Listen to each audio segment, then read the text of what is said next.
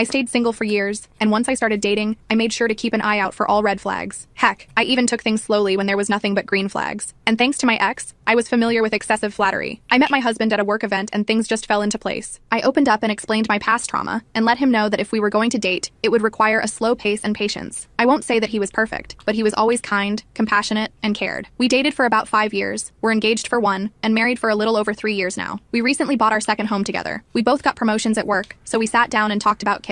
He wanted a big family, and I only wanted 1 or 2. We agreed on 2, and when we started trying, it didn't take long. And here I am, 6 months pregnant, still working, have swollen ankles and a back that won't stop aching. Other than that, I've been very happy and have what I thought was a supportive husband. 3 weeks ago, I found out that he was having a close emotional connection with someone else, and honestly, probably a physical one too. When I confronted him with the evidence, he admitted to not being attracted to me while I was carrying our child. I'm devastated. I haven't gained unnecessary weight. I still take care of myself even with the morning sickness that hasn't gone away. He's not sorry about it, but he told me that I was being overdramatic when I cried. He is staying with his family until he can find a home to rent. He doesn't want to get a divorce. He's saying after the pregnancy is over, we can go to therapy and fix things. I don't want to. I cannot physically look this man in the eye anymore without feeling disgusted. I have a text from him saying that he's my only option, because no man wants to date a single mom. I'll be talking to a lawyer and figuring out how to divorce him. I just wanted to vent into the void today. For now, I'm going to DoorDash for some nuggets and a Frosty from Wendy's, and be okay if I gain 5 pounds from it. Thanks for listening. Update. 2 days later, I was told I'm not allowed to change the locks due to it being his home as well, and he came over last night knowing there wasn't crap I could do to prevent it. Thankfully, he only grabbed some personal belongings, mentioned taking the dogs he did not, and let me know he emptied our shared account. Part of me rolled my eyes and figured he wasn't dumb enough to do that, and the other part made me make a mental note to check it once he left. Sure enough, our account has maybe $5 in it. He did a transfer, which I'll be calling the bank about and speaking to an attorney about this afternoon. Thankfully, my dad taught me you don't fully mix finances, so my savings weren't capable of being touched. And while that's not a lot, it's enough to pay for the fees over the next few weeks. I don't have any family left, so I think he's doing a power play to make me feel like I'm alone and need him, when in all reality, it's lit a fire under my butt that I don't want or need such a garbage person in my life. Update. He showed up the day before yesterday, completely drunk, begging to talk, increasing in anger when I would just ignore him and walk away. It kept increasing, so I went to grab my bag and walk down the road to a neighbor's home so I wasn't alone. He grabbed my arm to stop me, and when I yanked it away, he hit me, almost a slap across the face. The cops were called. I didn't have a mark on my face, so it was just my word versus his. They escorted him off the property, and I'm only now assuming he's back with his parents now. He did throw a fit about the dogs and does have proof of ownership, so I'm guessing he'll be able to take them. I went to leave to go for a drive to clear my head after everything, and realized 3 of my 4 tires were flat. I know it was him, but I don't have proof. Insurance won't cover it, so I'm going to a tire shop on Friday morning. Just another drop in the bucket. As for the attorney, I've had my consultation, and I'm waiting for my check to come in for my actual appointment and getting the ball moving on this. There's not any family left, and a few close friends are kept in the loop, but I don't want to burden them or treat them like unpaid therapists. I think that's why I came back to Reddit. There's something therapeutic about it, just typing it all out into the void. The baby in pregnancy is okay. I've lost weight, and the doctor has told me to avoid stressful situations and to take things easy. I'll be calling to see if I can change the locks on the home now, and if not, I'm going to start looking for places. Update. 9 days later, I changed my locks. I figured if you get the law involved, I'd use pregnancy brain and be forgetful to give him a spare set. He broke in late last night. I was able to contact the police before I confronted him, but due to the location, I knew it would be a bit. I tried walking by him to leave the house, but every time I would, he'd shove me once hard enough to make me stumble and fall backward. The eerie part is he never once yelled. He threw things. One of the items hit me, causing an emergency room visit requiring stitches, and said the most hurtful things. He hated me. I felt like I didn't deserve to live, how useless I was, etc., yet never once raised his voice. I'm not saying that in a good way. I wish he would have yelled it was a fight or flight instinct, and I found out mine was to freeze. I hate that for myself. He was taken into custody, and his mother already helped him with legal matters. I'm staying at a hotel thanks to a work advance and looking into apartments. I won't be stepping foot into that home. We shared until my best friend was here. Even then, it will be with police being with us. Nobody can figure out what made him change almost overnight. The only thing I'm guessing is a mental breakdown, but I'm not a therapist or a doctor. Besides, some ugly marks on my skin and some stitches, and the baby is fine. My lawyer feels like this is enough to get a restraining order for myself, and will include the pregnancy and baby. The next time I see him will be in court. For now, I'm safe and can sleep. Good for the first time in weeks. I have dogs. Nobody is aware of where I am besides one close person and the police. Update. 16 days later, the police met me at my home to grab some personal belongings, and pretty much anything and everything else I could grab. Thanks to the user who recommended I call the non-emergency number. It was smooth sailing and he wasn't home. I didn't have the fear of him showing up, and both officers were very kind. What I walked into, on the other hand, was not very fun. This man looked like he went on a drinking spree. Spilled bleach on clothes, food everywhere. Personal belongings were just damaged, especially the nursery. I was able to salvage a lot of the bigger items and packed what I could. They're now in storage until I move into my place. I took pictures, and as aggravating as it was, especially with the 1 step forward 2 steps that I'm hopeful that it'll just be another thing used against him to prevent custody. As far as him, he has no way of contacting me other than by attorney or email, and it's been quiet on both ends. His parents have not reached out. I don't even know what I'd say to them if they tried. So no loss there. His girlfriend,